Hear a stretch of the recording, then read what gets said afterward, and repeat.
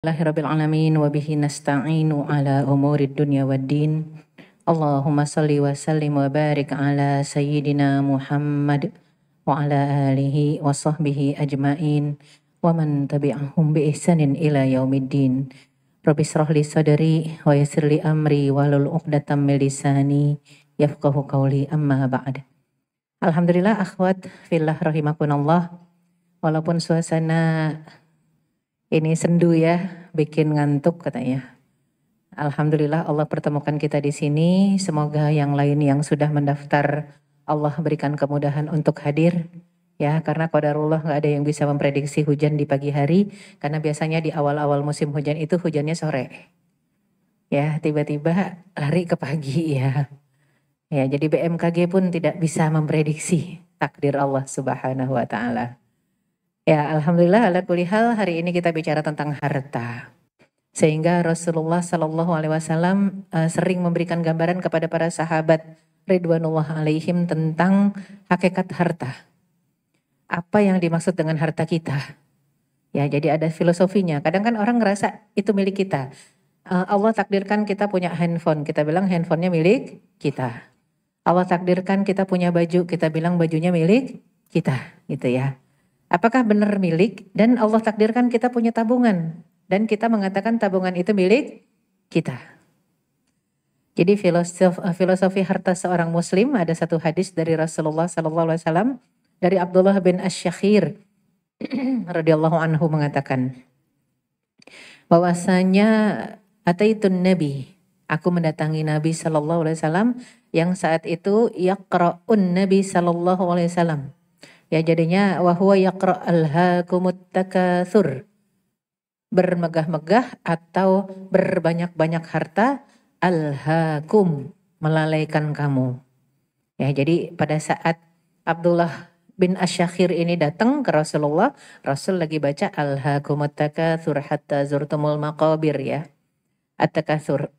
Kemudian Rasul bersabda, mengatakan kepada Abdullah bin Asy-Syakhir, yaqulu ibnu Adam mali mali. Anak Adam, manusia itu sering mengatakan, ini hartaku, ini milikku, gitu ya. Wa hal laka ya ibnu Adam min malik? Memang kamu manusia punya harta. Aslinya kan nggak punya. Waktu datang emang pakai apa? Ada nggak yang keluar dari perut ibunya pakai pesawat? Kan enggak ya. Keluar dari perut ibunya nggak pakai baju. Tidak ada sehelai benang pun yang melekat, nggak bawa uang, ya asli. Makanya banyak yang mengatakan ini hartaku, itu cuma sekedar klaim palsu dari seorang manusia. Bahkan itu klaim kesombongan. Karena kalau udah capek, dia mengatakan aku menghasilkan ini dari jerih payahku. Ya. Sehingga Rasul mengatakan wahallaka ya ibna Adam min malik. Emang kamu pernah punya harta gitu ya. Padahal apa kata Rasulullah sallallahu alaihi wasallam? Illa ma akalta fa'afnaita. Padahal yang kamu aku sebagai harta yang kamu makan itu hanya berakhir ke jamban. Ya, kemudian aulabista fa'ablaita, dan yang kamu aku harta yang kamu pakai sebagai pakaian ablaita, jadi usang. Ya, usang itu kalau nggak dibuang jadi elap. Ya, jadi pel, jadi topok kata orang gitu ya. Jadinya ablaita au tasaddaqta fa'amdaita. Nah, justru yang kamu sedekahkan itu yang abadi, yang menjadi milikmu sampai ke surga nanti. Nah, ini yang jadi hakikat harta itu yang bisa kita rasakan di surga. Itu baru harta ya. Sehingga ini hadis riwayat Muslim, Imam Muslim sendiri menjelaskan yakni ma siwahu tarikun lil warathah. Yang selain 3 tadi nggak bisa kita klaim sebagai harta. Yang kita tabung udah banyak ternyata bukan milik kita. Milik siapa? Al-warathah, ahli waris. Kita kan kalau udah nabung girang ya, banyak nih. Udah sebanyak-banyaknya ratusan juta, puluhan juta, tahu-tahu sore meninggal. Milik siapa? Ahli waris. Makanya kenapa dulu di masa Rasulullah SAW, seorang sahabat kalau sangat mencintai bajunya, dia pakai baju yang bagus dan dia sangat suka bajunya. Dan dia pengen baju itu abadi, pengen dipakai nanti di surga. Itu baju yang bagus dikasihkan ke orang lain. Karena saya pengen pakai ini di surga. Karena kalau kita pakai, udah itu nggak bakal jadi milik, hanya akan jadi baju usang saja ya. Makanan juga gitu. Kalau kita merasakan makanan yang nikmat sekali, saya pengen nanti di surga makan ini, itu dibagi, di-share, di-sharing ke orang lain. Jadi segala sesuatu yang kita rasakan nikmat, kalau kita pengen nikmat itu abadi sampai surga, padahal kita juga tahu di surga itu lebih dahsyat kenikmatannya.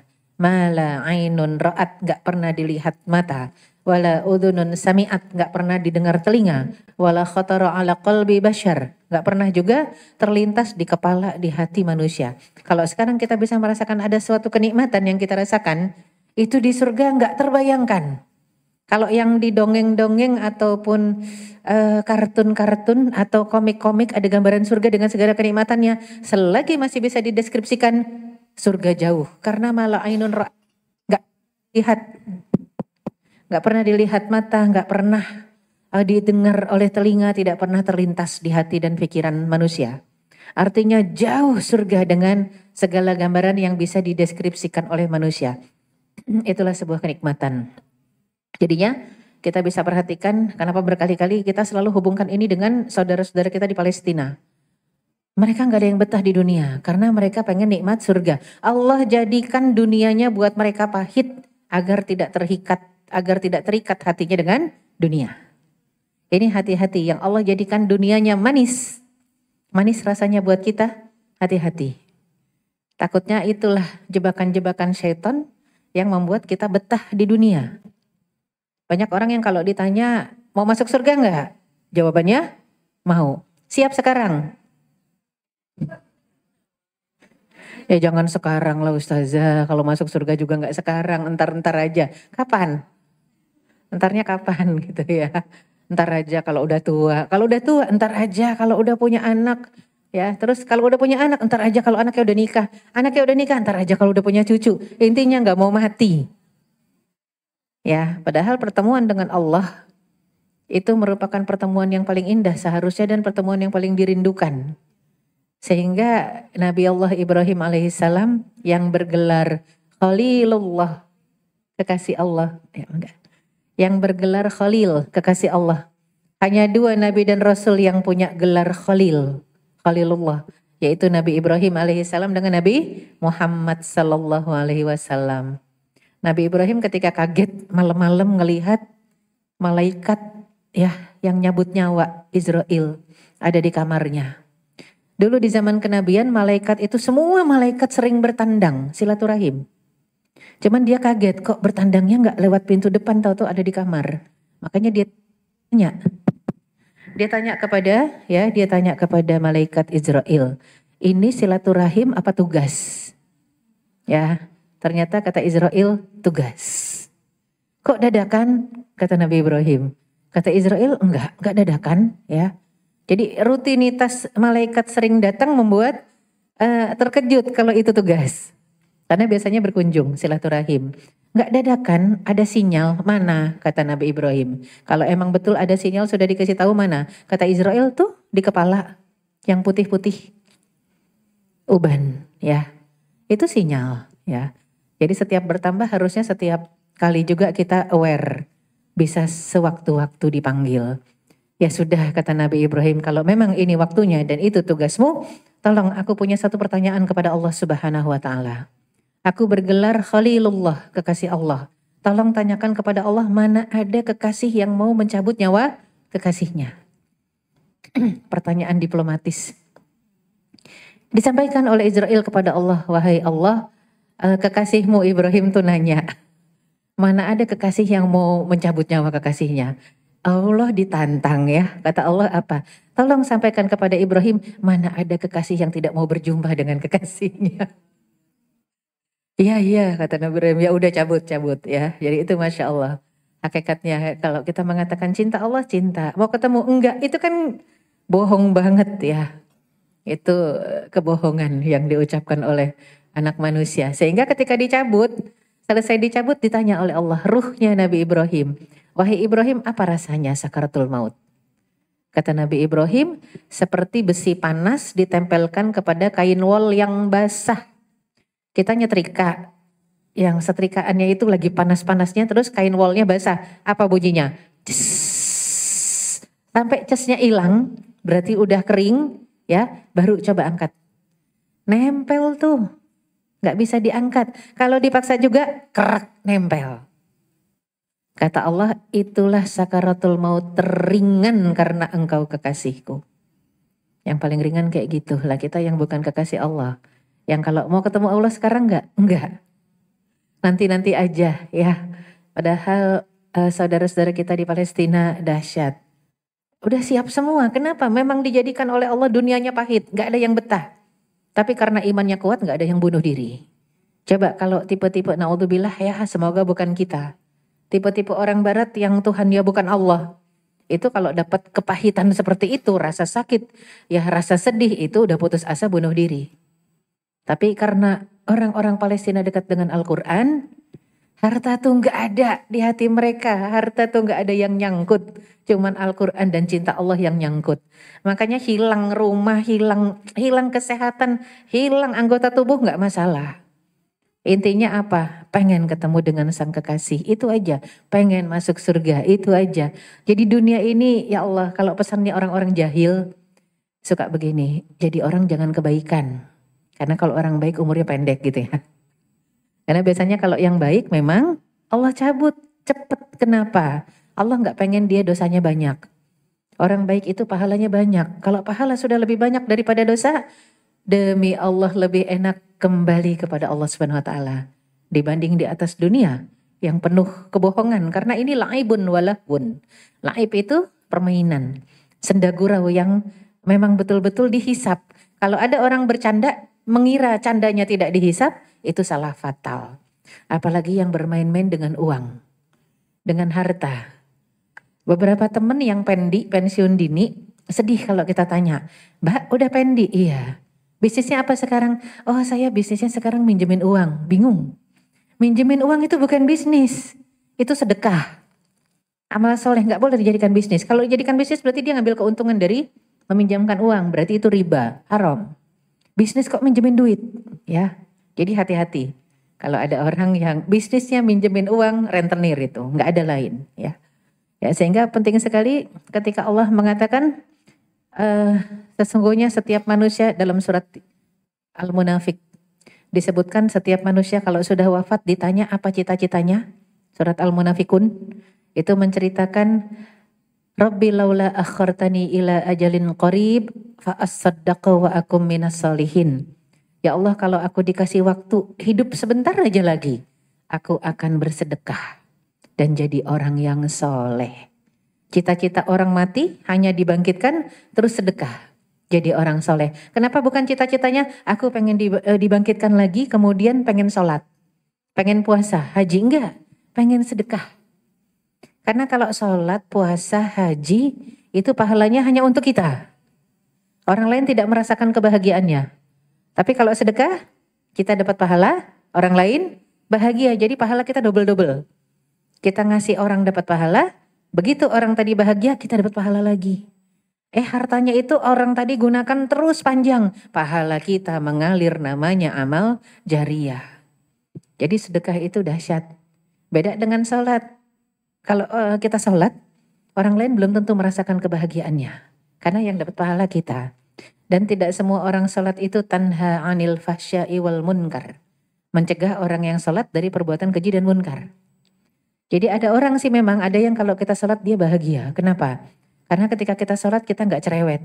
Kita diem gitu ya.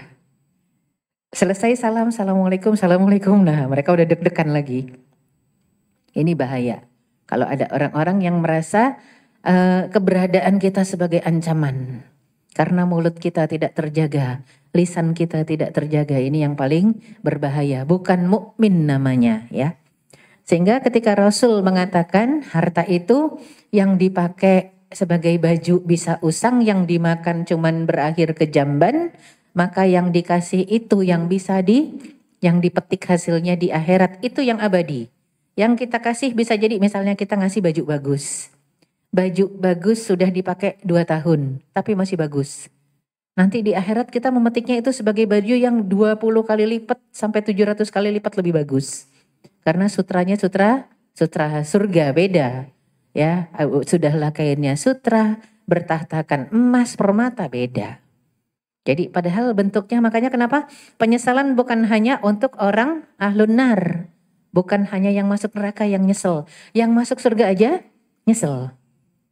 Ya Allah, sedekah segitu aja dulu, segini hasilnya. Coba dulu ya, sampai Rasul abadikan. Seandainya lebih baru, seandainya lebih banyak, seandainya lebih panjang. Ketika disebut lebih panjang, sahabat bertanya, apa yang lebih panjang? Ternyata pernah ada salah seorang sahabat lain yang memberikan kain, sedekah kain, tapi cuma semeter. Begitu dapat lihat hasilnya di surga, dia mengatakan, seandainya dulu lebih panjang. Pasti bajunya dahsyat. Dan ada juga yang sedekah roti. Kan kita tahu rotinya Arab tuh panjang-panjang. Seandainya dulu lebih panjang. Karena dulu ternyata dia sedekah di dunia dipotong dua. Separuh buat dia, separuh buat orang lain. Separuh saja hasilnya makanan yang dahsyat di surga. Nyesel dia seandainya lebih panjang. Ternyata orang yang masuk surga aja nyesel. Apalagi yang masuk neraka. Na'udzubillah min dzalik ya. Nah, surat Ali Imran ayat 92. Allah memberikan filosofi harta juga kepada kita. Kalau tadi Rasul ya memberikan kesadaran, kamu tuh gak punya harta kecuali yang kamu sedekahkan. Sekarang Allah mengatakan dalam surat Ali Imran ayat 92.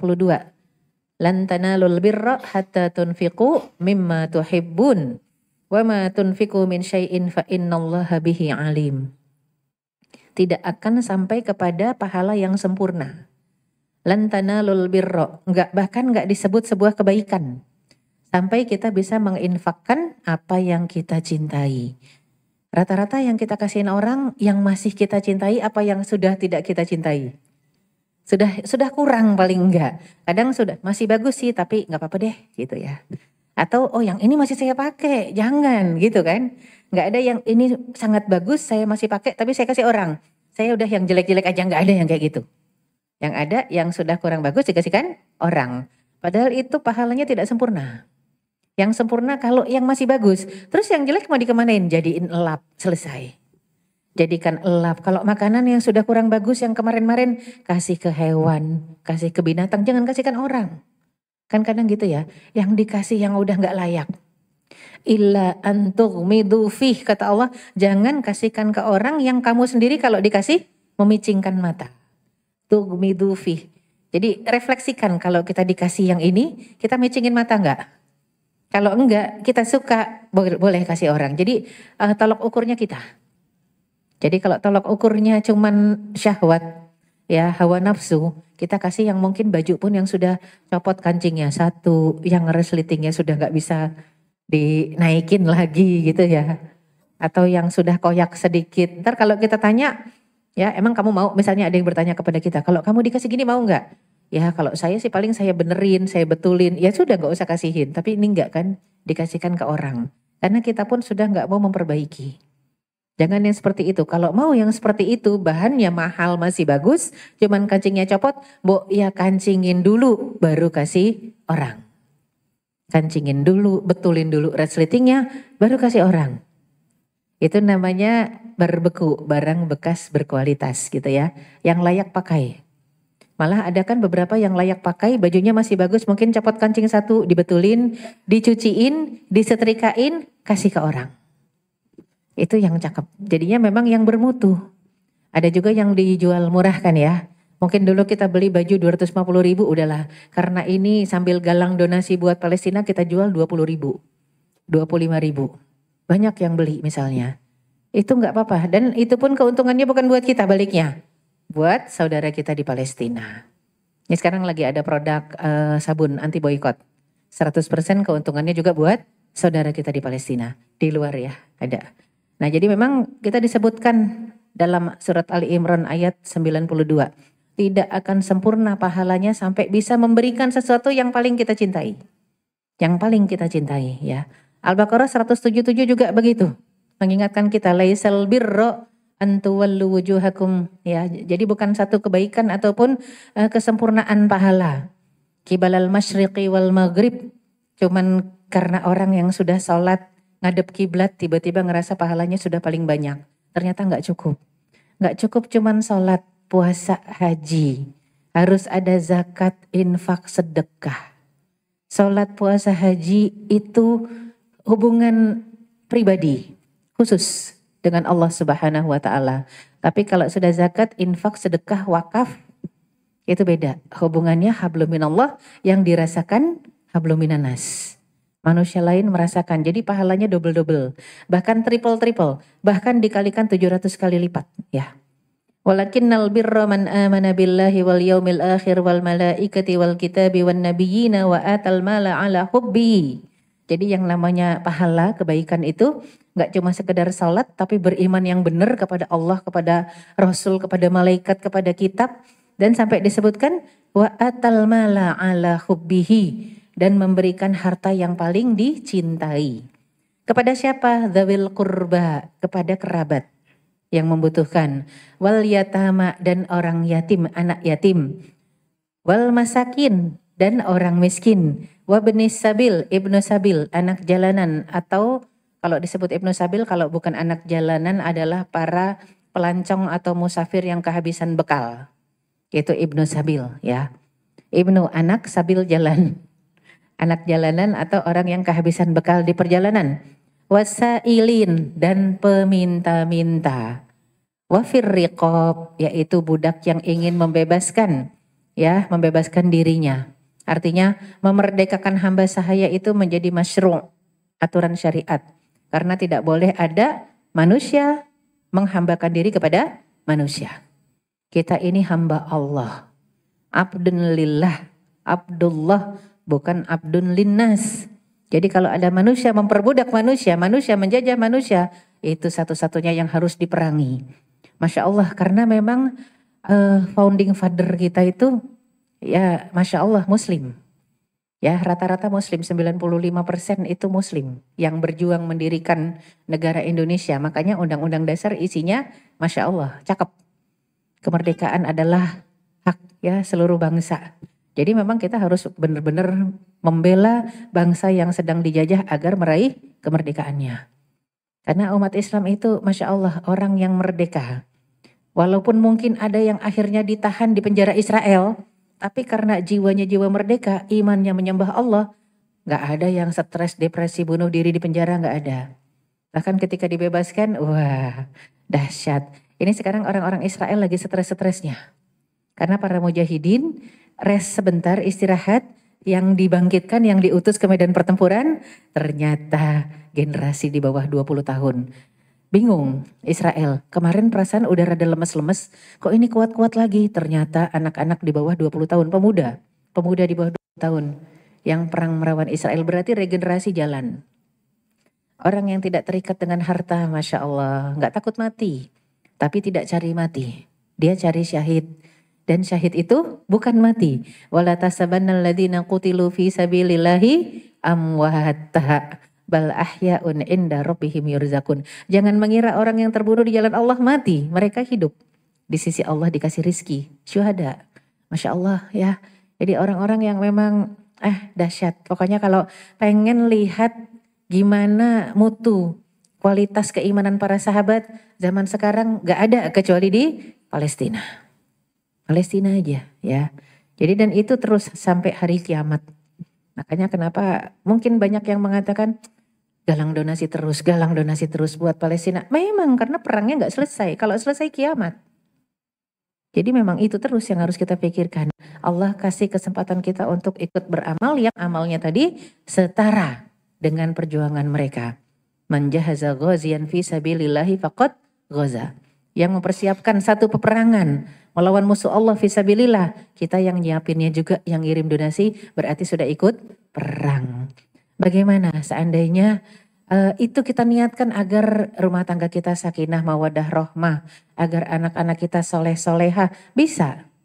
Ya Allah, saya kirimkan misalnya bantuan untuk saudara-saudara kita di Palestina. Semoga anak kita jadi soleh, jadi soleha, suami kita jadi soleh, rumah tangga kita jadi sakinah mawadah rohmah, bisa. Kan tergantung niat. Innamal a'malu binniat, ya. Jadi kebajikan itu sampai disebutkan memberikan harta yang dicintai. Ya, kepada tadi disebutkan dawil qurba wal yatama, kerabat, anak yatim, wal masakin, orang miskin, ibnu sabil, anak jalanan, dan para musafir, wasailin, orang-orang yang meminta-minta, wafir riqab, dan juga untuk membantu membebaskan budak, Wa aqamas shalah wa ataz zakah. Diulang lagi oleh Allah. Tapi jangan lupa tegakkan sholat. Wa ataz zakah. Tadi sudah disebutkan memberikan harta. Disebutin lagi zakat. Karena harta yang diberikan selain zakat juga disupport. Ada infak, ada sedekah, ada wakaf, ada fidyah. Tapi jangan lupa yang wajib zakat. Artinya ada yang wajib, ada yang sunnah. Kan kadang orang sudah berpikir, kalau udah yang wajib ya udah kali, udah selesai. Iya, yang wajib itu kan ada batas minimal. Minimal berapa persen? 2,5% itu minimal loh. Tapi rata-rata orang nggak mau ngasih di atas 2,5%. Dikira itu maksimal. Itu minimal. Lebih banyak, lebih bagus. Tapi kan kadang saya udah ngeluarin 2,5%, Ustazah masa disuruh lagi sih sedekah? Lah memang kurang kalau pengen surganya surga tertinggi ya. Makanya dahsyat Allah SWT mengingatkan kita gak cuma sekedar salat dan zakat. Wal mufuna bi ahdihim idza ahadu. Ditambah pahala sempurna itu selain tadi step-step item-item yang disebut yang harus dikerjakan. Berikutnya Allah ingatkan lagi hablum minan nas. Mufuna bi ahdihim idza ahadu. Orang-orang yang menepati janji. Kalau berjanji ya. Was-sabirina fil ba'sa'i wad-dharra'i wa hinal ba's. Dan orang-orang yang sabar dalam kondisi kemelaratan, penderitaan, masa peperangan. Ini kalau mau dilihat selagi ya, kalau kita sekarang saat ini kita lihat pelajaran dari alam semesta. Sekali lagi yang hanya mengamalkan ini saudara-saudara kita di Palestina. Ya, kemudian juga kita lihat enggak cuma sekedar dalam peperangan, wahinal ba'si ya, dan juga ulaikal ladzina shadaqu wa ulaika humul muttaqun. Kata Allah Subhanahu wa taala, mereka itu orang yang benar imannya dan itulah orang-orang yang bertakwa. Ya. Artinya apa? Kalian tidak akan pernah bisa mendapatkan surga sehingga bisa mensedekahkan sesuatu dari apa yang kita cintai. Entah itu harta, kalau enggak punya harta gimana? Ada waktu, ada tenaga, ada kesehatan, ada apa lagi? Ada jiwa, ada raga, ada apa lagi? Ada anak, ada suami, ada orang tua. Sering para sahabat ridwanullah alaihim kalau sudah berdiri bersama Rasul mengatakan fidaka anta abi wa ummi. Ya Rasulullah, aku siap menjadikan tebusan untuk dirimu, diriku dan orang tuaku. Artinya apa? Apapun juga dan siapapun juga di atas dunia ini sanggup kita tebus, kita berikan hanya untuk menjaga keselamatan Rasulullah Sallallahu Alaihi Wasallam. Ya. Jadi definisi harta barokah itu apa sih? Penting untuk kita pahami istilah barokah itu maksudnya apa. Al barokatu ziyadatul khair, ziyadatun fil khairat. Berkah itu bertambahnya kebaikan. Kalau barokah itu kebaikannya yang kita rasakan nambah. Harta yang berkah sedikit tapi kebaikannya banyak. Harta yang gak berkah banyak tapi kebaikannya sedikit. Cepat habis berkah. Kalau gak berkah cepat habis. Banyak. Mungkin kita mendapatkan lebih banyak dibanding orang lain. Tapi kok cepat habis ya. Dan kalau udah habis gak ada bentuknya. Hati-hati. Tapi kalau barokah sedikit ada bentuknya. Kebaikan yang dirasakan banyak sekali ya. Jadi hati-hati. Harta yang diberkahi adalah harta yang Allah ridhoi. Boleh jadi Allah gak ridho. Kalau memang gak ada keberkahannya, kebaikannya sedikit ya. Keberkahan disebut tidak selalu berkaitan dengan jumlah. Karena bahkan sedikit harta yang diberkahi Allah jauh lebih baik daripada harta melimpah namun tidak ada berkah dari Allah Subhanahu wa taala. Ciri-ciri harta yang barokah diperoleh dari sumber yang halal dengan cara yang baik. Ini berkah ya. Meningkatkan ketakwaan pemiliknya. Selagi kita mencarinya dengan cara halal, kita jadi nambah takwa, tambah taat. Enggak jadi sibuk dengan bisnis sampai lupa sholat. Enggak, nah ini enggak berkah nih hartanya.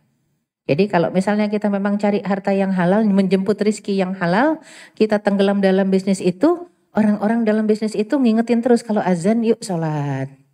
Ya nanya nanti sudah baca maksurat belum? Setiap kali ada masalah sudah sedekah belum? Sedekah pagi udah belum? Yang kayak gitu itu barokah ya. Jadi meningkatkan ketakwaan pemiliknya, menimbulkan sikap bersyukur. Sedikit pun kita syukuri, enggak ya cuma segini, enggak begitu kalimatnya.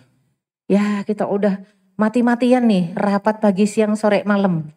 Untuk ngejar customer, taunya customernya yang dapat cuma 1 atau 2. Enggak begitu, enggak ada kalimat, ya tapi yang ada, alhamdulillah. Sekarang sudah 2 orang, sekarang sudah 3 orang, sekarang sudah misalnya kita jualan apa? Jualan beras, alhamdulillah sekarang sudah 10 kilo. Padahal target kita sehari 100 kilo. Ada yang disyukuri. Alhamdulillah. Kita ngelihat selalu ke bawah. Ada kalanya ada uang pun, uang tidak bisa membeli apapun juga. Sekarang saudara kita di Palestina lagi. Coba kalau ada yang ngasih uang, dia bisa belanja nggak? Bisa belanja nggak? Nggak bisa belanja. Nggak ada yang jualan. Ya, jadi kalaupun ada uang tidak bisa bermanfaat. Itu ada waktunya. Yang dia butuhkan langsung instan bentuknya. Makanan, pakaian, obat, senjata.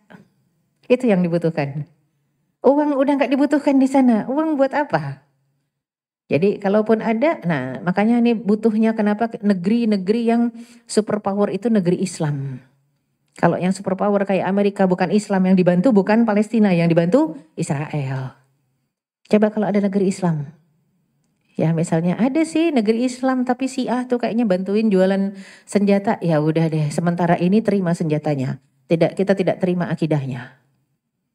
Ya, akidahnya salah, tapi senjatanya kita butuh buat ngelawan itu ya, Sun Gokong. Tahu Sun Gokong? Kan kirodatan wal khanazir, bangsa yang dikutuk menjadi kera dan babi. Kan kalau mau lebih simpel lagi Sun Gokong ya. Sun Gokong itu kan titisan kera dan babi ya. Jadi memang butuh senjata. Cuman dahsyat ya. Jadinya penting sekali buat kita akhirnya berpikir, ya Allah, Allah bisa balikan suatu saat uang itu nggak ada nilainya sama sekali ya.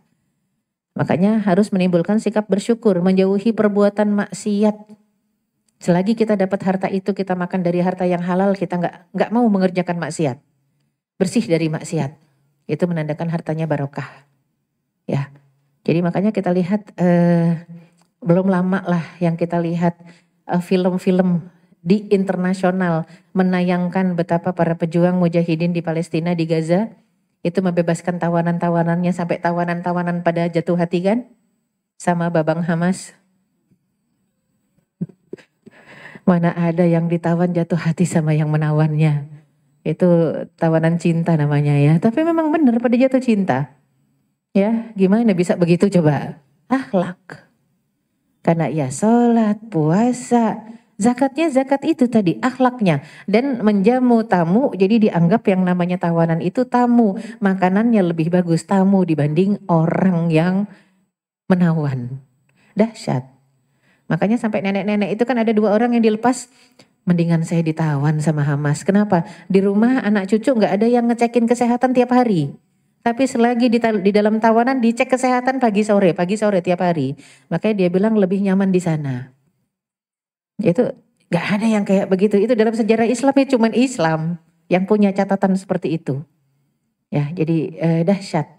Itulah dahsyatnya. Orang yang kayak gini dimusuhin. Itu kan yang salah yang musuhin ya. Orang yang berjuang membebaskan negerinya, tanah airnya, dibilang teroris, ya salah fatal ya. Nah inilah kalau kita lihat mereka itu berinfak nggak hanya dengan uang, nggak punya uang dengan makanan yang dia punya, nggak punya makanan dia dengan akhlak. Makanya kenapa Rasulullah SAW mengajarkan sedekah itu kalau nggak ada uang bisa dengan senyum. Tabassumuka fi wajhi akhika sodakoh. Senyum aja terhadap saudara kita di depan saudara kita udah sedekah. Yang kelewatan kan punya uang pengennya sedekahnya senyum. Padahal punya uang gitu ya. Kalau punya uang ya senyum juga ya uang juga. Ya tasbih, tahlil, tahmid, takbir itu semua sedekah. Subhanallah walhamdulillah wala ilaha illallah wallahu akbar tamla'ul mizan. Memenuhi timbangan-timbangan Allah. Ya bahkan disebutkan tamla'u ma bainas sama'i wal ard. Timbangan Allah dari langit ke bumi itu penuh. Dengan tasbih, tahlil, tahmid, takbir. Sampai orang-orang miskin, para sahabat dulu lari ke Rasul nangis. Zahaba ahlud dusuri bil ujur. Orang kaya udah ngerampok pahala kita. Yusalluna kama nusolli. Mereka sholat kami sholat. Wa yasumuna kama nasum. Mereka puasa kami puasa. Tapi wa yatasaddaquna bifuduli amwalihim. Mereka sedekah karena Allah kasih kelebihan harta. Kita sedekahnya gimana? Rasul mengatakan udahlah, tasbih, tahlil, tahmid, takbir, nolongin orang, ya singkirkan duri-duri di jalan, mendamaikan orang berselisih, itu kan sudah sedekah. Kedengeran sama orang kaya. Orang kaya melakukan juga. Akhirnya datang lagi mereka nangis lagi ke Rasul. Kedengeran resep yang kemarin. Ya, jadi kata Rasulullah SAW, ya sudah, masing-masing dikasih kesempatan untuk beramal soleh. Yang kaya nggak mau kalah. Orang miskin enak bisa nyamain pahala kita. Kita jadi berlomba untuk dapat pahala. Orang miskin pengen kaya bukan pengen hartanya, tapi pengen sedekah. Itu yang dahsyat ya. Dari harta yang halal tercipta kehidupan aman, damai, bahagia. Karena uang itu berputar. Dari si kaya kepada si miskin, kepada anak yatim, kepada ibnu sahabil, muter. Nggak di orang kaya-kaya saja. Makanya aman. Kadang-kadang kan kejahatan itu karena ada kecemburuan sosial. Yang kaya nggak mau bantu yang miskin ya. Dan terbentuk keluarga sakinah mawadah rahmah karena hartanya halal. Dan juga penting untuk kita ingat setiap matahari terbit, kulla yaumin tatlu'u fihi syams. Setiap hari matahari terbit kita punya kewajiban bersedekah atas nama persendian kita yang jumlahnya 360. Ruas-ruas sendi. Kalau nggak disedekahin bisa-bisa salah bantal, kesleo, kecetit, pegel gitu ya. Tahu-tahu biru-biru yang kita bilang kayak dicubit setan. Padahal kurang sedekah. Tiap pagi matahari terbit wajib mengeluarkan sedekah. Kenapa tiap kali matahari terbit? Karena hadisnya begitu. Kulla yaumin tatlu'u fihi syams. Setiap anggota tubuh kita ya harus disedekahi setiap hari saat matahari terbit. Jadi sebelum matahari terbit harus udah niat nih. Ya Allah, saya sedekahnya apa pagi ini? Ada uang ya uang, kalau nggak ada uang, tasbih, tahlil, tahmid, takbir, istighfar. Pokoknya niatkan untuk sedekah. Kalau enggak jangan salahkan. Ada aja yang pegel, yang keseleo, yang darah tinggi gitu ya. Jadi ternyata ngobatinnya dari pagi. Dan Masya Allah, as-sadaqatu tadfa'ul bala. Sedekah itu menolak bala. Kalau sebelum matahari terbit kita sudah sedekah, atau meniatkan untuk sedekah, nanti deh pas keluar rumah kita kasih. Tapi udah diniatin. Itu kalau tercatat ada bala jam 10 datang kepada kita, itu Allah batalkan karena sedekah kita. Jadi itu pentingnya sedekah pagi. Dibatalkan. Bala yang harusnya kena kepada kita. Betapa dahsyat sedekah itu. Emang harus diniatin dari pagi, ya. Sehingga kalau kita lihat betapa seekor burung itu berpagi-pagi, ya, sampai tagdu khumason watamsi bitonan. Pagi keluar dari sarangnya dalam kondisi perut kosong. Sore balik ke sangkarnya dalam kondisi perut penuh. Dan kadang-kadang gak cuman untuk dirinya sendiri. Dia sudah ngumpulin bekelan cacing-cacing di mulutnya untuk disuapin ke anak-anak burung ya di sangkarnya. Makanya kita dianjurkan oleh Rasul, kamu harus tawakal. Tawakal itu artinya apa? Ikhtiar, totalitas, ridho menerima hasil. Seperti seekor burung. Burung itu nggak punya akal, tapi tiap pagi pergi dari sarang. Ikhtiar, totalitas. Ya, seperti seekor burung. Kalau kamu tawakalnya haqqa tawakkulihi, seperti seekor burung, keluar aja, tiap pagi keluar. Nggak ngerti mau dapat apa, rizkinya apa, pokoknya keluar rumah. Kadang-kadang kan gitu ya, nggak mau gerak, mager, tapi ngarep. Ngarep dari Allah dibukakan pintu langit dan bumi, enggak bisa. Ya, tidak bisa. Makanya kenapa harus gerak. Masya Allah, pandemi sudah mengajarkan kita. Allah kasih pandemi itu pelajaran berharga. Dari rumah aja kita bisa cari uang ya. Karena adanya sosmed. Pada jualan kan ibu-ibu. Ada yang jualan donat, jualan bakwan. Padahal enggak enak tapi ada yang beli. Itu menandakan rezeki di sisi Allah. Ya, enggak enak aja ada yang beli. Gimana kalau enak? Ada beberapa teman yang berawal dari pandemi jualan donat, sekarang jadi pengusaha donat. 2 rumah di sampingnya disewa.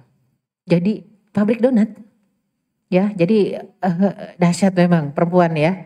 Jadi pabrik donat itu suaminya seneng banget pokoknya. Karena suaminya termasuk yang dirumahkan ketika pandemi. Dosen kan gak ngajar kalau pandemi. Semuanya pembelajaran jarak jauh. Yang namanya penghasilan potong separuh. Istrinya kreatif. Jualan donat sampai sekarang. Bahkan menyerap tenaga kerja pada akhirnya. Jadi bukan cuma di rumahnya. 2 rumah di sampingnya dikontrak dijadikan pabrik donat sekarang. Dahsyat ya, Allah berikan jalan keluar. Kalau mau gerak ada jalan keluar.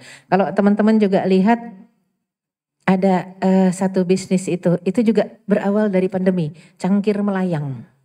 Di searching aja, cangkir melayang itu dapat. Gara-gara seorang ibu, namanya pandemi di rumah aja kan, sih ngelihat Instagram di luar negeri, oh ternyata lagi booming itu jualan cangkir melayang. Nggak ngelayang beneran ya, ditempelin pakai sendok gitu ya, garpu. Itu dijual, omsetnya sebulan bisa 25 juta. Akhirnya makanya dia bilang gara-gara pandemi sekarang nggak lagi berharap suami beliin bedak, terus beliin apa parfum, nggak berharap lagi. Allah kasih jalan keluar, masya Allah. Ya dari 2,5 juta sampai 25 juta akhirnya, saking lakunya. Simple banget itu, sendok garpu-garpunya dibengkokin, ditempel terus dikasih hiasan-hiasan seolah-olah kayak cangkir melayang. Emang judulnya cangkir melayang. Ternyata bisa asal gerak. Mungkin kita mengatakan bisa sih mungkin, tapi kita kurang inspirasi gitu ya. Masa jualan cangkir melayang lagi? Ya cari yang lain, yang melayang apa, bakso, bakwan gitu ya pokoknya. Somai. Apapun juga ya, kayak ikan terbang. Lah ikan kan gak bisa terbang. Tapi ternyata ada yang jual kerupuk merek ikan terbang gitu kan. Ya jadinya itu inspirasi Allah datangkan kalau kita mau ikhtiar. Ya surat Al-Baqarah 274. Alladzina yunfiquna amwalahum bil-laili wan-nahari sirran wa alaniyah falahum ajruhum 'inda rabbihim wala khaufun 'alaihim wala hum yahzanun. Apa yang Allah sebutkan? Orang-orang yang menginfakkan hartanya pagi, siang, sore, malam, mau itu sembunyi-sembunyi atau terang-terangan, maka kata Allah pahalanya di sisi Allah mengalir. Mereka nggak pernah ketakutan, nggak pernah sedih. Ternyata infaknya rutin, insya Allah rasa sedih dihapus. Karena ketika infak rutin, orang lain bahagia dengan infak kita. Orang yang bahagia tuh ngedoain. Jadi nggak akan ada rasa takut dan sedih. Ya, lanjut terus seperti itu. Dan penyesalan orang munafik, surat Al-Munafikun ayat 10 yang tadi kita bahas sedikit. Wa anfiqu mimma razaqnakum min qabli ayatiya ahadakumul maut fayaqul rabbi laula akhartani ila ajalin qarib fa asaddaqu wa akum minas solihin. Penyesalan orang mati cuman ini, apalagi orang matinya munafik. Lebih lagi, dia pengen jadi orang soleh, pengen jadi orang beriman, pengen bisa sedekah. Yang enggak munafik saja masih nyesel, pengen dibangkitkan lagi supaya bisa sedekah. Ternyata manfaat sedekah itu banyak sekali. Ini maaf belum sempat diterjemahkan ke bahasa Indonesia. Jadi cuma saya yang bisa baca, kecuali yang lain bisa bahasa Arab.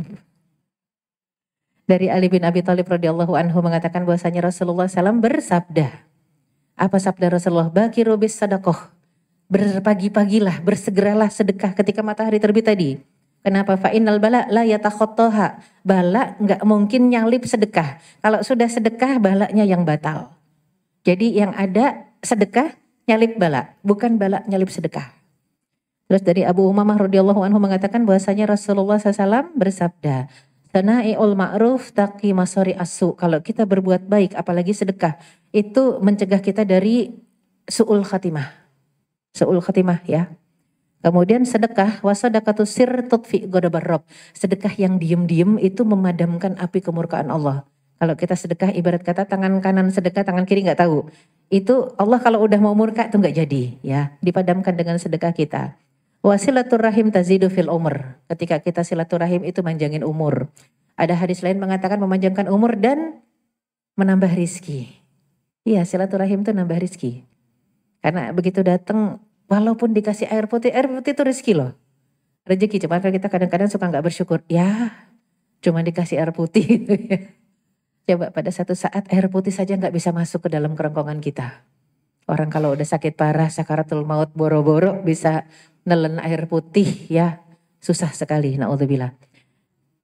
Hadis lain dari Huzaifah radhiyallahu anhu mengatakan bahwasanya Umar radhiyallahu anhu berkata, Ayukum yahfazu hadis Rasulullah SAW anil fitnah. Siapa yang hafal hadis Rasul tentang fitnah?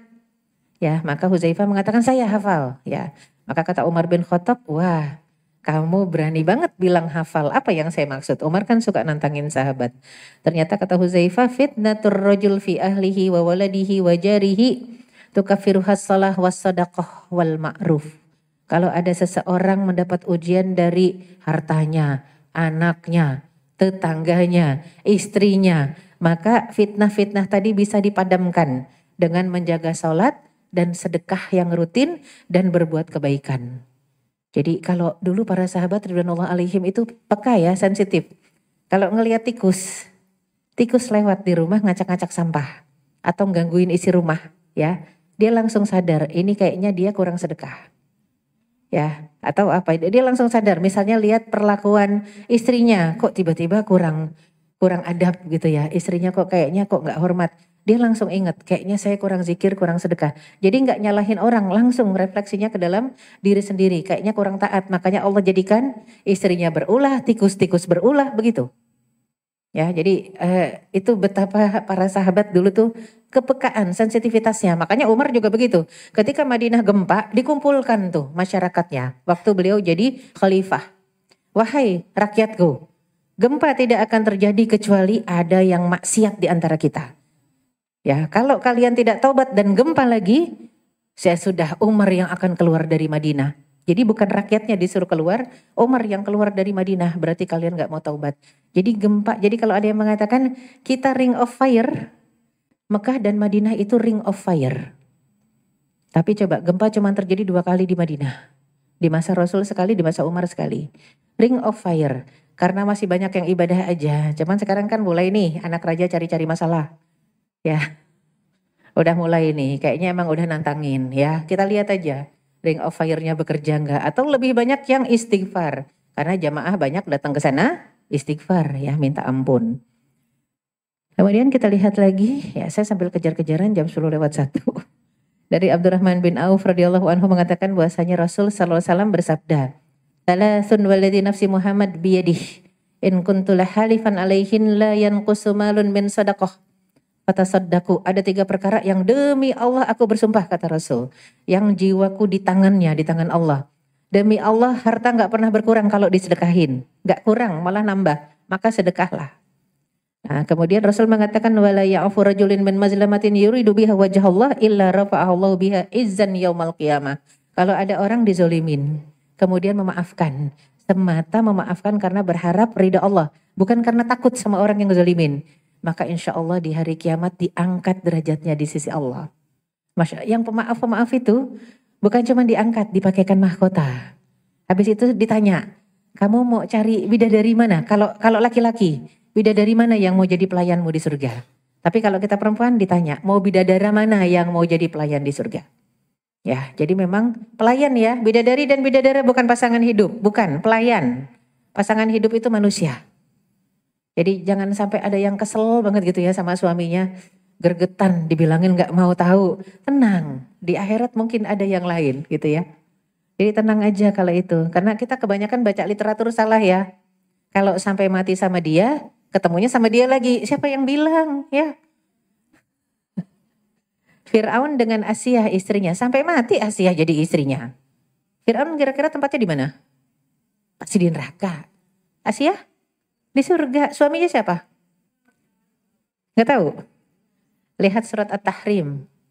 Mufassir mengatakan Rasul punya 2 istri lagi nanti di surga.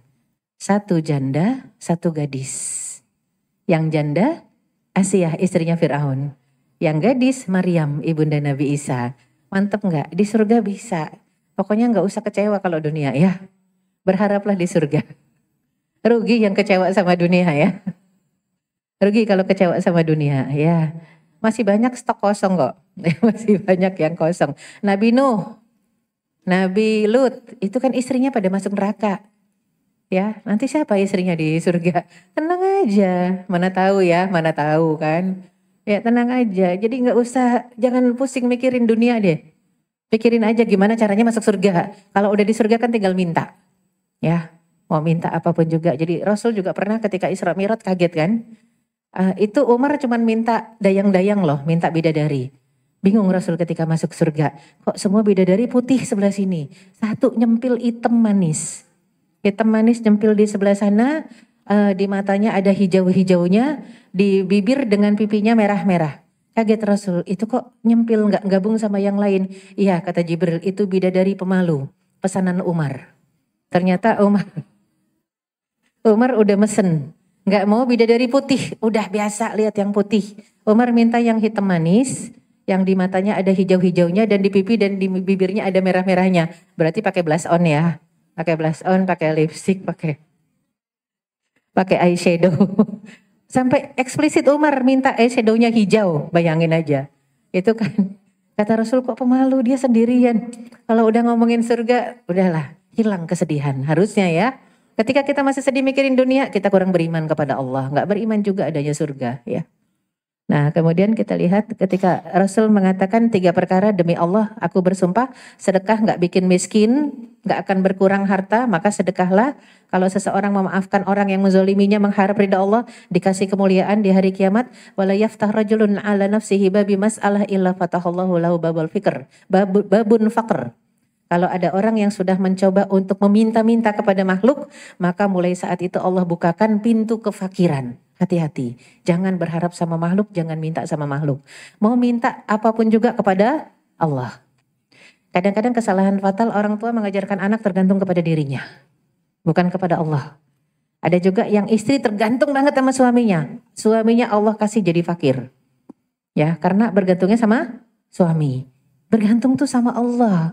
Minta dibukakan pintu rizki dari mana saja, jangan cuma dari suami. Maka Allah bukakan pintu rizki buat kita dari mana saja.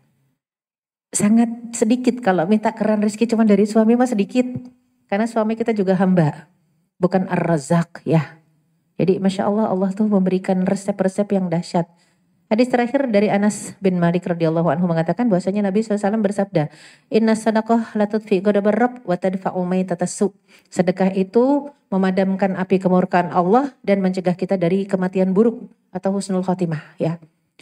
Dan dari Buraidah bin Al-Khasib radhiyallahu anhu mengatakan Rasul SAW bersabda, La yakhrujur rajul syai'an minas sadaqah hatta yafuqa anhu li hayyi sab'ina syaitanan.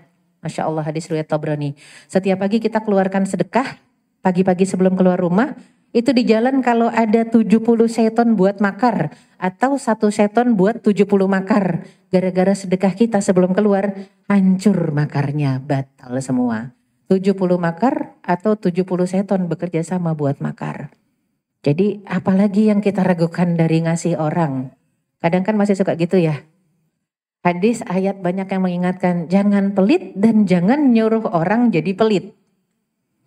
Ya, apa surat Al-Maun. Wa yamna'unal ma'un, mencegah orang dari membantu sesama. Itu yang paling parahnya. Kita pelit aja nggak boleh, apalagi nyuruh orang lain jadi pelit. Ngapain sih bantu dia? Kemarin saya udah bantu. Lah, ini kan urusan kita sama Allah. Dia udah berpahala ya terserah gitu ya. Ada yang kesel kalau lihat orang berpahala. Atau lihat orang dibantu orang ya. Hati-hati, wailul lil musallin. Kalaupun kita sholat tapi punya sikap seperti itu, sifat seperti itu, neraka wail ancaman kita. Ya, slide terakhir ini penting, pengertian harta, ada zakat, infak, sedekah, wakaf, fidyah. Boleh dilihat karena memang di dalam Islam bukan cuma zakat yang dituntut, tapi kita diminta untuk lebih dari sekedar zakat. Semoga Allah SWT memampukan kita untuk menjadi hambanya yang berlomba dalam kebaikan sampai berjumpa Allah dalam kondisi husnul khatimah. Aku qouli hadza wa astaghfirullah li wa lakum. Assalamualaikum warahmatullahi wabarakatuh. Waalaikumsalam warahmatullahi wabarakatuh.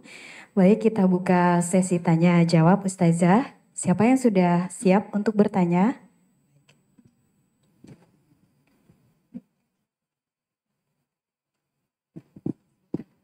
Assalamualaikum warahmatullahi wabarakatuh. Waalaikumsalam warahmatullahi wabarakatuh. Saya Fauzia, kebetulan saya kedua kali bertemu dengan Ustazah. Semoga Ustazah berkah usianya selalu nge-share ilmu-ilmunya buat ya Allah, kita. Amin ya Allah. Gak bosan untuk ngasih ilmu-ilmunya lagi. Amin ya Allah. Saya izin tanya Ustazah, saya gak tahu nih masih dalam tema ini atau enggak. Cuma kayaknya ada hubungannya karena kan finance nih. Saya tertarik tuh ada kayak case-nya itu tentang kredit Ustazah. Iya. Kan kayak mungkin gak tahu saya aja atau ada yang lain juga. kayaknya tuh ada godaan kredit tuh banyak. Kayak entah aset, kendaraan, entah properti, pasti banyak yang menawarkan kayak cicilan. Nah saya belajar dari salah satu ustadz tuh, ada akadnya yang uang dengan barang, itu masih diperbolehkan. Nah boleh nggak Ustazah dibantu share, takutnya saya nafsir sendiri, sesat sendiri. Itu aja, makasih. Wassalamualaikum warahmatullahi wabarakatuh. Waalaikumsalam warahmatullahi wabarakatuh. Ya, satu dulu ya. Kalau bicara kredit, kredit itu dalam bahasa fikihnya ya. Jadi ada memang istilahnya at-taqsid ya. Jadinya kredit, mengkreditkan barang itu boleh dengan catatan. Ya, kredit itu kan seperti berhutang sampai batas waktu yang ditentukan sampai barangnya lunas ya. Kita beli sesuatu dengan cara hutang sampai batas waktu tertentu. Misalnya ada yang kredit 12 bulan, ada yang kredit 24 bulan gitu ya. Itu dibolehkan dengan catatan ketika jatuh tempo nggak bisa melunasi, dia tidak boleh kena bunga. Yang haramnya itu di bunga ketika jatuh tempo nggak bisa melunasi. Haramnya di situ, kreditnya nggak masalah. Tapi kredit pun nggak boleh yang berlipat ganda. Artinya asalnya harganya 10 juta, begitu dikredit jadi 30 juta, itu kebanyakan. Jadi kita cari kredit-kredit yang masuk akal. Misalnya yang asalnya 10 juta, dikredit setahun jadi 15 juta, masih masuk akal. Tapi kalau yang kreditnya setahun aja sudah berubah menjadi, rata-rata kalau beli motor kan motor bisa laku, cuman bisa dibeli dengan 8 juta sampai 10 juta. Begitu kita hitung tenornya sekian bulan, lah jadi 24 juta. Dahsyat banget itu. Kesalahan ada pada kita sebenarnya karena ridho dengan sistem itu. Ya, jadi kalau memang jatuh tempo dia tidak mengenakan hukuman dalam bentuk tadi ya bunga, maka insya Allah dibolehkan. Sekarang sudah ada leasing-leasing yang islami, leasing syar'i. Ya, leasing syariah memang lebih mahal biasanya. Karena mereka punya perhitungan takut kitanya kabur, kitanya lari, makanya mereka lebih mahal. Mereka tidak mengenakan denda. Yang ada ketika kita jatuh tempo tidak bisa melunasi biasanya tarik manfaat atau cabut manfaat. Entah kunci motornya diambil atau motornya disita, tapi bukan diambil total. Artinya sampai kita bisa mengembalikan, dikasih lagi. Ya, jadinya itu yang syar'i. Masalah nyari yang syar'i susah. Kayak KPR rumah sekarang udah banyak KPR syariah. Tapi harus jeli juga, teliti. Karena banyak KPR syariah murah nggak taunya bodong. Itu bukannya KPR, penipuan. Beli rumah nggak taunya bukan. Nggak tahu punya siapa itu tanah ya. Jadi hati-hati. Banyak yang mengatasnamakan syariah dengan harapan meraup keuntungan banyak. Ternyata banyak yang ketipu. Jadi memang harus jeli, teliti sekarang. Nah kayak beli mobil pengen nyicil tapi sama bank syariah. Itu biasanya akadnya bank syariah sudah membeli dulu mobilnya. Jadi kita belinya bukan ke dealer tapi belinya ke bank syariah. Wajar dia kan jualan ke kita ya dia pasti ngambil untung, boleh. Tapi tidak dikenakan bunga. Ya ketika apa? Ketika jatuh waktu temponya. Itu yang harus jeli dan teliti. Apalagi kalau berkaitan dengan takmin. Takmin itu bahasa Arab, bahasa Indonesia ya apa? Asuransi. Ya, asuransi itu wah dahsyat deh kalau yang jahat ya. Mobil hilang baru 7 bulan. Harusnya kan dalam setahun kembali. Orang kita asuransinya tuh all risk. Ya untuk berbagai risiko termasuk kehilangan. Ternyata dia beda lihatnya. Oh ibu pemakaiannya dahsyat bu. Lihat kilometernya. Kilometernya ibu udah tinggi banget. Gak bisa kita ganti mobil. Kita kembalikan aja. Jadi cuma dikembalikan uang cicilan. Ya alhamdulillah uang cicilan 7 bulan dikembalikan. Ya dipotong. Jadinya yang setoran awal gak dibalikin. Cuma cicilannya doang.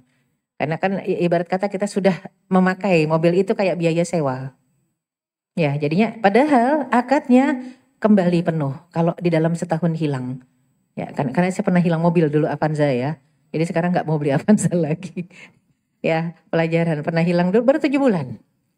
Ya jadi memang penting baca. Nah inilah penipuan-penipuan dari sisi apa tadi asuransi juga banyak. Jadi hati-hati. Cari yang islami, yang syariah.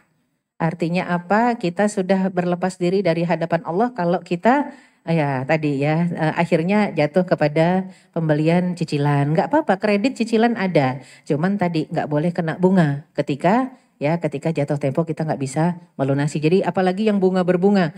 Kan coba cicilan motor. Terlambat sehari ada bunganya. 2 hari nambah bunganya. 3 hari nambah lagi kan. Itu namanya bunga berbunga. Itu yang haramnya di sana. Allahu a'lam bishawab. Ya. Ada lagi? Baik, jazakillah khair Ustazah. Dibuka satu kesempatan lagi yang ingin bertanya. Baik, Afwan. Yang mana tuh? Ada 3 orang yang nanya.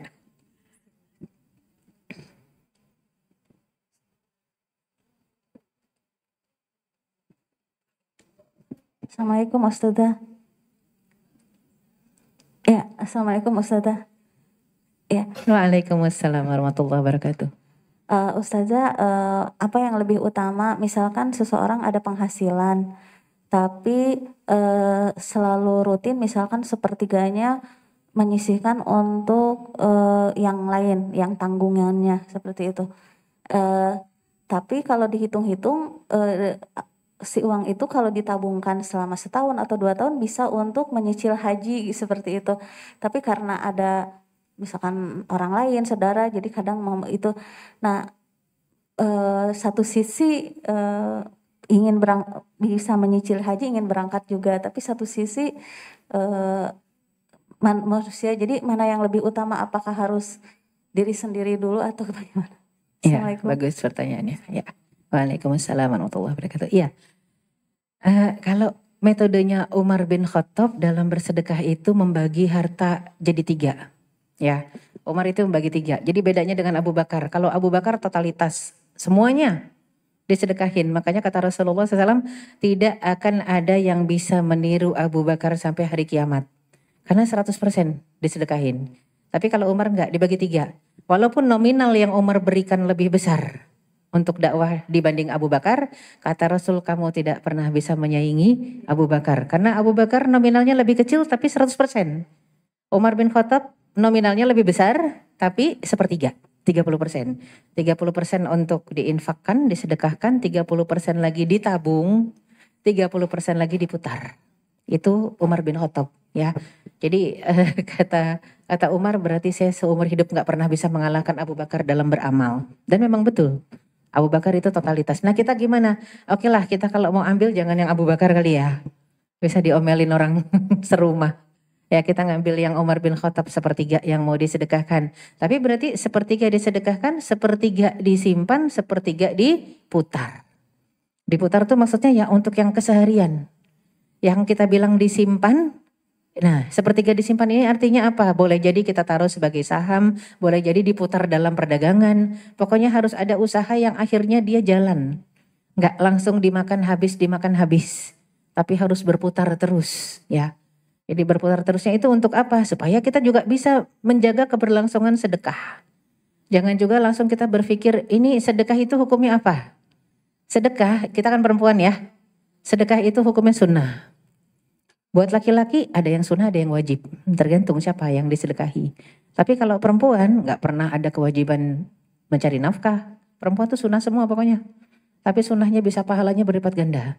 Ya dalam artian kalau kita mampu kita nabung bisa haji, apakah lebih utama sedekah ataukah haji? Haji itu fardu ain. Jadi lebih utama dibanding sedekah yang sunnah. Artinya kita bisa kok sambil sedekah juga, sambil ngumpulin uang juga nabung buat haji bisa. Allah Maha Kaya. Ya, tergantung persepsi kita. Kan ana inda zoni abdi bi, aku ikuti prasangka hambaku kepadaku.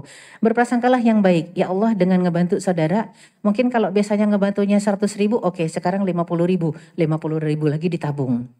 Ya, diniatkan. Segala sesuatu berawal dari niat. Dari niat saja Allah bisa permudah tuh.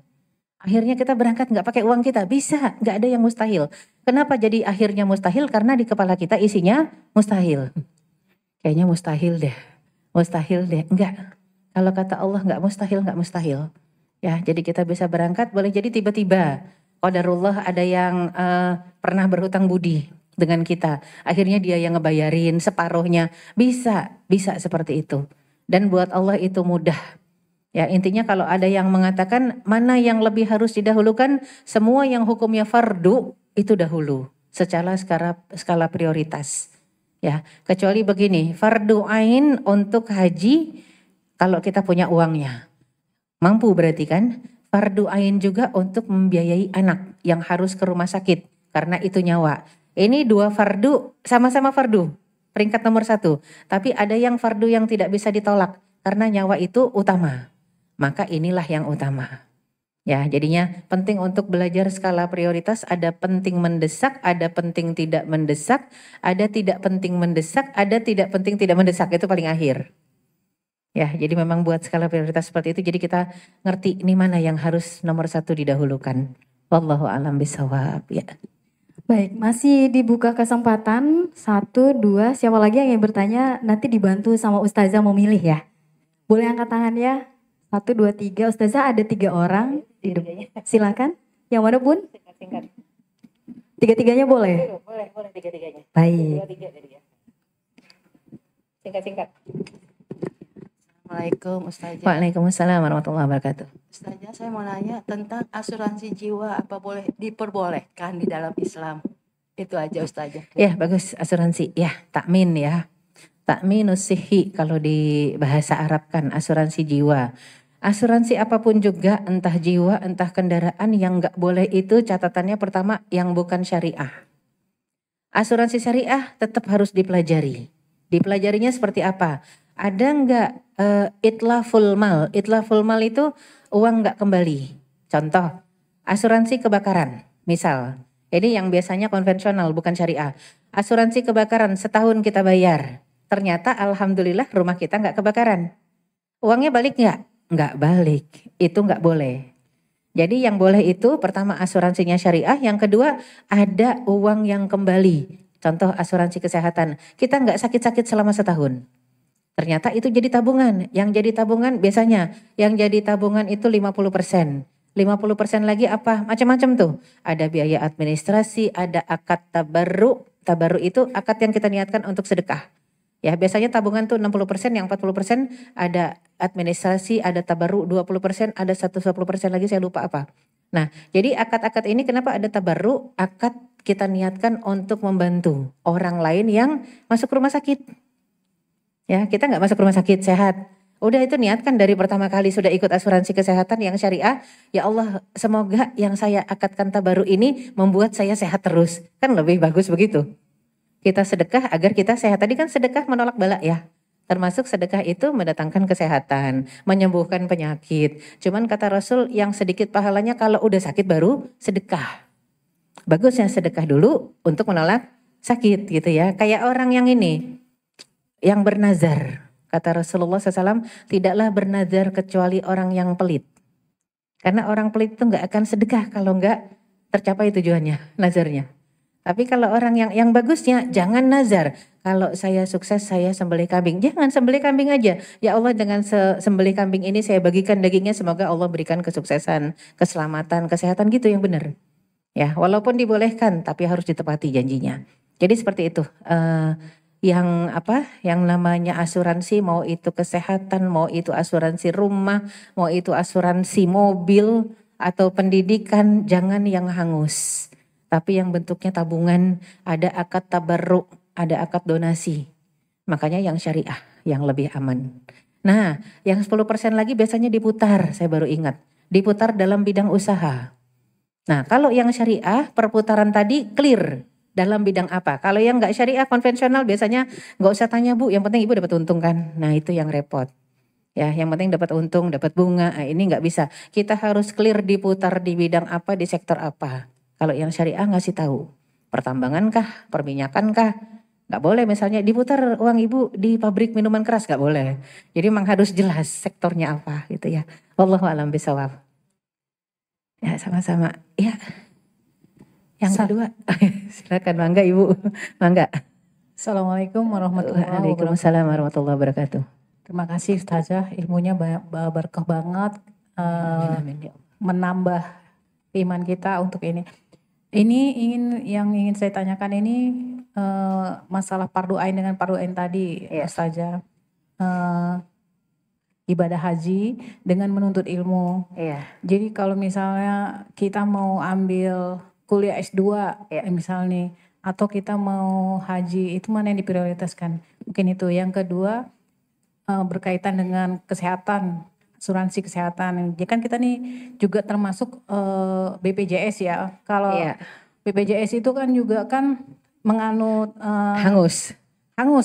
Itu gimana tuh? Siapa yang menghalalkan? Saya nggak termasuk yang menghalalkan kok, terpaksa. Ya. Jadi itu kita kan kena bias ya Ustazah ya. Iya, terpaksa. Nah, ini sistem ya. Jadi sistemnya memang ya kita doain aja semoga sadar yang buat sistem. Itu aja yang ingin saya tanyakan Pak Ustazah. Terima kasih. Assalamualaikum warahmatullahi wabarakatuh. Waalaikumsalam warahmatullahi wabarakatuh. Iya, saya nggak pernah menghalalkan BPJS ya. Ada beberapa ustadz yang menghalalkan, saya tidak termasuk. Ya, jadi memang kenapa? Karena ya hangus tadi. Yang hangus-hangus nggak bisa. Dan nggak bisa juga ada yang mengatakan udah itu halal, kita niatin aja semuanya itu untuk sedekah. Ada yang begitu, jadinya mensiasati sedekah. Jadi ini untuk kita nih, yang kita nggak pengen terjebak. Kalau itu kita artikan sebagai, saya ada BPJS karena kan sekarang nggak bisa, kalau nggak ada BPJS nggak bisa buat paspor, nggak bisa kemana-mana ya. Ada BPJS jelas, tapi nggak pernah saya pakai. Saya juga punya asuransi syariah dari asuransi Islam. Ya, jadinya itu yang saya pakai yang itu. Tapi kalau yang BPJS terpaksa setiap kali bayar tuh bulanan, niatkan untuk tabarruk. Niatkan untuk sedekahin orang-orang yang fakir yang nggak bisa berobat layak. Ya, jadinya niatkan aja udah terpaksa untuk itu. Artinya kalau sistemnya sendiri haram, tapi niat kita bisa merubah itu jadi halal. Kalau kita nggak mau pakai, tapi kalau mau pakai juga silahkan. Saya kenapa nggak mau pakai? Karena nganterin bibi berobat BPJS, innalillahi daftarnya pagi itu dapatnya baru sore. Di operasinya seminggu lagi, kalau nggak 2 minggu lagi. Alhamdulillah penyakitnya bukan penyakit yang mengancam nyawa. Tapi kalau pakai asuransi rata-rata bisa cepat gitu ya. Rata-rata bisa cepat masuk aja rumah sakit udah. Jadi ya cuman kan plus minus, nggak semua orang bisa bayar asuransi. Ya makanya sudah kita niatkan saja BPJS ini kita sedekah. Allah nanti mudahkan urusan kita. Kita niatin sedekah buat yang nggak mampu untuk berobat layak harus pakai BPJS. Semoga ngambil dari saham kita itu. Walaupun yang BPJS kan nggak semua Islam ya. Ya udah sedekah makan boleh buat orang yang non Muslim juga. Makanya untuk penting sekali masalah niat ya. Kemudian tadi yang pertama, pertanyaan pertama cakep banget nih. Antara fardu ain dengan fardu ain. Antara haji dengan thalabul ilmi. Masalahnya haji itu kan seumur hidup sekali. Kalau misalnya sekarang dana kita ada misal dana kita ada 53 juta. Udah cukup tuh buat haji. Apakah kita ngambil S2 dan S3 dulu ataukah kita haji dulu? Saya bisa pastikan haji dulu. Karena S2, S3 bisa nunda.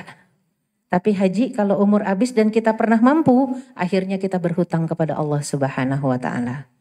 Jadi akhirnya ngutang kalau pernah mampu. Udah ada dananya untuk pergi nih, tapi kita nggak jalan juga.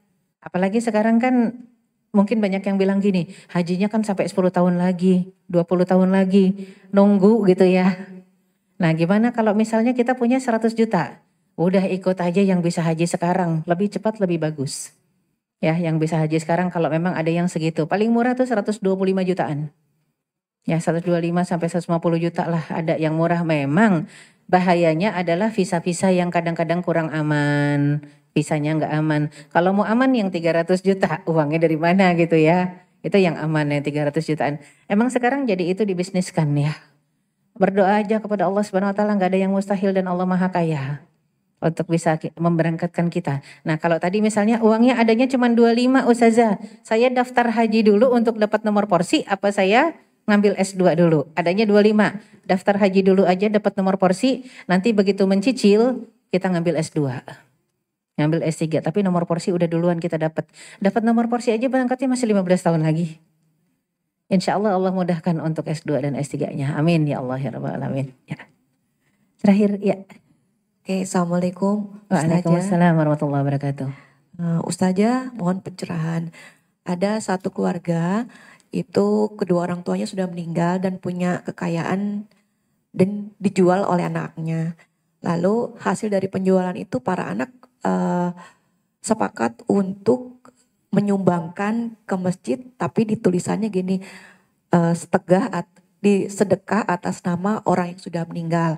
Apakah hal itu diperbolehkan? Karena anak-anaknya berniat agar orang tua itu mendapat pahala sedekah. Ya. Terima kasih. Ya, Masya Allah. Kalau anak-anaknya sepakat semua, ini ibarat kata harta peninggalan orang tua yang sudah almarhum. Jadi harta peninggalannya sudah dikurangi dengan hutang piutang. Kalau memang ada, nggak ada hutang piutang, cari lagi catatan wasiat ada nggak? Kalau wasiat itu harta yang diberikan kepada selain ahli waris. Itu wasiat dalam pengertian fikih ya. Kalau wasiat dalam pengertian bahasa Indonesia kan wasiat adalah pesan-pesan mayit kan ya. Tapi sebenarnya wasiat itu adalah harta mayit yang diberikan kepada selain ahli waris. Makanya kenapa Rasul mengatakan la wasiyata lil warith, tidak ada wasiat untuk ahli waris. Itu udah clear.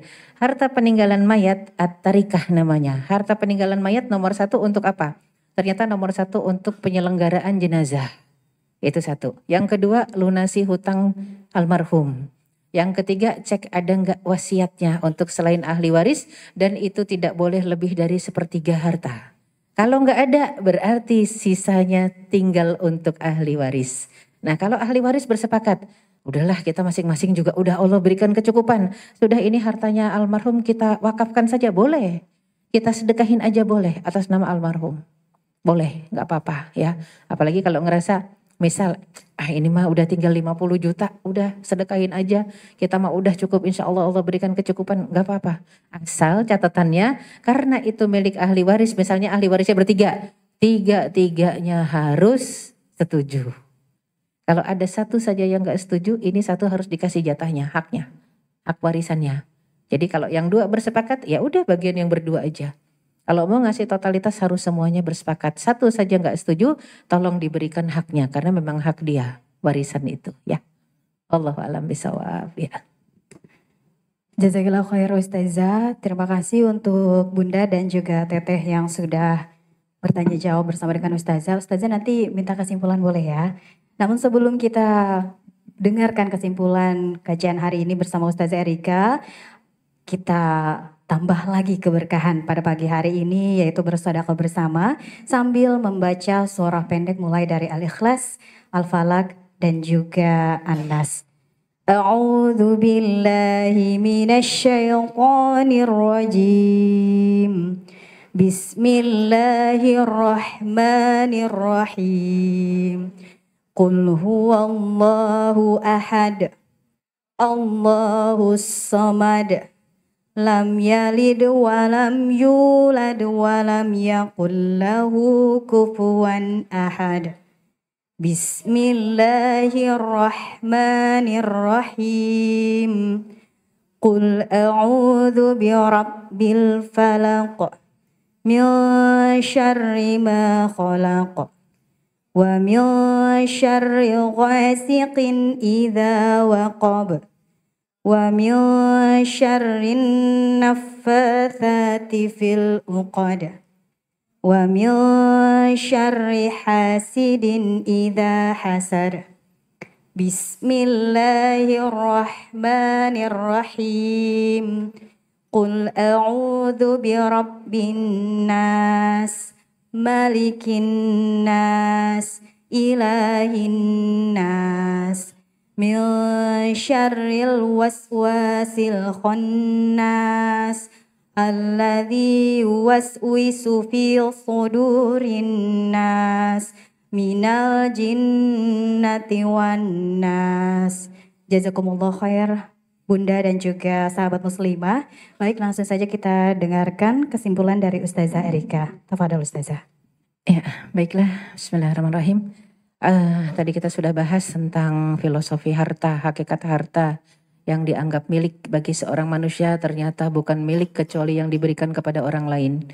Oleh karena itu kalau untuk seorang suami, nah ini penting nih, filosofinya harus benar ya. Ternyata dinarun anfaqtahu fi sabilillah wa dinarun anfaqtahu lil masakin wal fuqara wa dinarun anfaqtahu lil ahl. Nah ini paling penting. 1 dinar yang diinfakkan untuk jihad fisabilillah, 1 dinar yang diinfakkan untuk fakir miskin, 1 dinar yang diinfakkan untuk keluarga, mana yang paling besar pahalanya? Ternyata yang diinfakkan untuk keluarga. Ya, jadi ini penting untuk tahu tadi skala prioritas. Harus dari harta yang halal, dihasilkan dengan cara halal. Dalam Islam al-ghayah la tubarrirul wasilah. Tujuan tidak boleh menghalalkan cara, tapi harus tahu skala prioritas. Tapi ingat, kita bicara skala prioritas juga kita bicara tentang apakah itu kebutuhan primer, sekunder, atau tersier. Tadi yang disebut 1 dinar, 1 dinar, 1 dinar itu dalam skala primer. Tapi kalau misalnya kita mau infak sama fakir miskin tadi membutuhkan kebutuhan primer. Anaknya atau istrinya pengen beli gelang emas yang ternyata cuma tersier. Tetap lebih utama kasihkan ke fakir miskin. Jadi kita harus tahu segala sesuatu itu berarti harus ada ilmunya. Nah berarti memang harus nggak boleh jauh-jauh dari ulama dan dari kitab. Ya, dan mengkaji kitab-kitab fikih agar memahami terutama bicara masalah keuangan. Ya Allah, ini nanti kajian-kajian finance yang berikutnya penting banget untuk difahami karena finansial dalam Islam itu sangat urgent ya. Dia kekuatan dari 3 kekuatan. Kuwatul mal, ini memang kekuatan ketiga. Yang pertama kuwatul akidah, kedua kuwatul ukhuwah, ketiga kuwatul mal, wasaidun wasilah. Kekuatan mukmin ada 3, pertama akidah iman, yang kedua ukhuwah persaudaraan dalam Islam, yang ketiga kekuatan harta, ya, dan saidun wasilah. Itu kuat bantuan, ibarat kata apa istilahnya? Kalau harta tuh yang udah bagian terakhir, kekuatan logistik. Ya, kalau harta nggak ada masih bisa jalan hidup. Saudara kita di Palestina dengan iman dan ukhuwah. Ya, tapi kalau harta doang adanya, nggak punya iman, nggak ada ukhuwah, hancur sudah kita. Karena harta yang bisa menyeret kita ke neraka, naudzubillah min dzalik. Jadi harus ada iman, ada ukhuwah, jadilah orang kaya. Ni'mal malu soleh fi yadi rajulin soleh. Yang paling bagus harta yang barokah, yang baik di tangan orang yang soleh. Sebanyak-banyaknya makin bagus agar menjamin kemakmuran masyarakat yang ada di sekitarnya. Wallahu a'lam bishawab. Aku qauli hadza wa astaghfirullah li wa lakum. Wassalamualaikum warahmatullahi wabarakatuh. Waalaikumsalam warahmatullahi wabarakatuh. Jazakallahu khair Ustazah sudah memberikan ilmu yang bermanfaat. Mari kita doakan semoga Ustazah Erika terus diberikan kesehatan sehingga kita bisa terus menerima ilmu dari guru kita Ustazah Erika. Jazakallahu khair Ustazah. Kita doakan semoga beliau lancar perjalanan ke agenda berikutnya. Ya,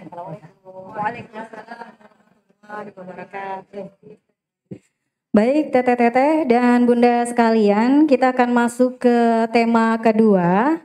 Ini akan disampaikan oleh Financial Partnership Eksekutif Payung. Karena kita sudah lihat ya di banner juga ada kerjasama Payung dan Darutoy Jakarta. Dan tema yang akan dibahas yaitu keuangan terencana hidup tenang. Narasumber kita sudah hadir dan memang sudah kasih bocoran ternyata tadi sudah saya ajak ke depan ya. Langsung saja, tapi sebentar saya ada informasi teteh-teteh untuk cafe breaknya ini kita tidak rehat tapi boleh bergantian. Yang siap ke sana 2 atau 3 orang agar tidak ramai begitu ya. Sambil mendengarkan tema yang kedua juga boleh menikmati cafe break yang ada di belakang. Langsung saja kita panggil Financial Partnership Eksekutif Payung Mbak Verina Rosiana CFP, dipersilakan.